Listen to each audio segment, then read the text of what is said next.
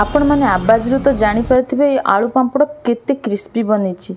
आज आम बनवा आलू पांपड़ सबुठारु सहज उपाय बनवा आलू पांपड़। आपण मैंने आज जाए जिते भी ट्रिक जानी जिते भी उपाय जानी आलू पांपड़ बनवार यही ट्रिक यही उपाय हूँ सबुठारु सहज उपाय। से किछिटा आलू को चोपा छड़ेकी नहीं भलसे धोई नेली। तापर ये देखंतु गोटे पैन रे मु किछि पानी नहीं लुण दे नेली आउ आलू को मु छोट छोट पीस रे काटी देइथिली ताकू मु पकई नेली पैन रे एवं हाई फ्लेम रे ताकू आमे कुक करबा। ए आलू को आमे पाखापाखी 50% आमे कुक करबा 100% कुक करबानी आमे 50% कुक करबा। एबे आमे कोन करबा हमर आलू हे जाईछि 50%। एबे आमे बाहर करनबा पैन को। एबे मु एठी गोटे ग्राइंडिंग जार टे नउची सेथरे आमे आलू को ट्रांसफर कर दबा।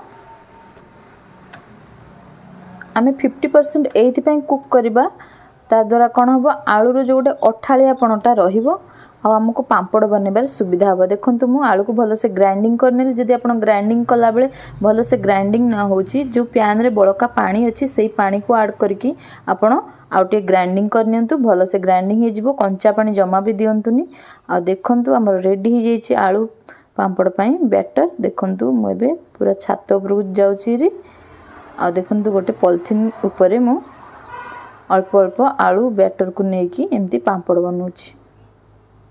बहुत सहज उपाय जिते भी आपण उपाय आज पर्यंत जानी आलू पांपड़ बनैबार एटा होछि सबुठु सहज उपाय। आपण माने थरुटी मात्र निश्चय ट्राई करंतु तापर मते कमेंट माध्यम रे जणेबे किमिति आपणकर पांपड़ बनिला। देखंतु एते खरा होछि ना एबे पांपड़ तो गोटे दिन रे ही बनिके आपणकर रेडी हे जिवो।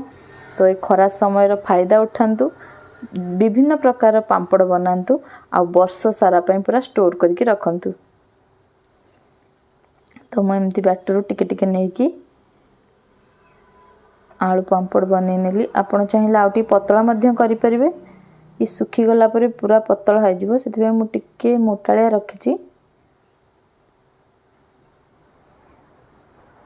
तो एते खरा होतिला मो पाद पूरा ताती जाउतिला। देखंतु मु आलू पांपड़ गोटे घरे गोटे बनै चलछि।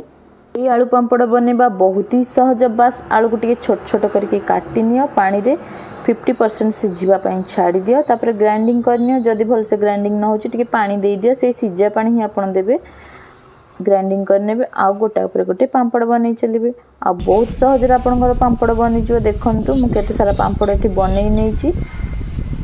आ पांपड़ टिके टिके सुखी आसला परे आपण ताको उल्टी नेबे आ भल से सुखी जिवो पांपड़टा हमर। देखंतु ता पर दिनर वीडियो म आपनक साथे शेयर करूची। पांपड़ गुडा को केते सुंदर भाबरे सुखी जाईची। देखंतु बहुत ही सुंदर भाबरे सुखी जाईची। बहुत सुंदर देखा जाउची हमर पांपड़ गुडी को आपण माने देखि पारुथिबे। तो बहुत सुंदर भाबरे बनि गला हमर पांपड़। आपण माने थर निश्चय ट्राई करबे। मु एबे आपण को पांपड़ को छाणी की देखिबे केते क्रिस्पी बनि जे हमर ए पांपड़। तो चलंतु पापड़ को एबे हमें छाणीबा।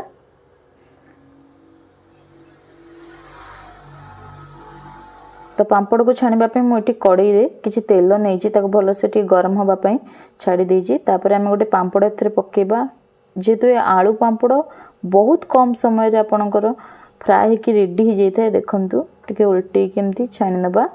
आ देखंतु हमर आलू पांपड़ पूरा रेडी हो जाइए। पूरा क्रिस्पी बनिथिला खाइबा पई पूरा टेस्टी लागुथिला।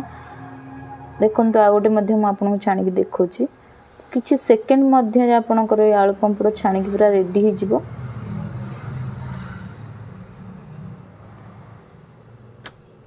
तो एमती आपण माने मध्य पांपड़ बनांतु। मो वीडियो को लाइक करंतु। मो चैनल को जदि सब्सक्राइब न करिसंती ताले जल्दी सब्सक्राइब कर दियंतु एमती सुंदर सुंदर कुकिंग वीडियो देखिबा पई। आ देखंतु हमर आलू पांपड़ पूरा रेडी हो गला। पूरा क्रिस्पी बनि जे आलू पांपड़।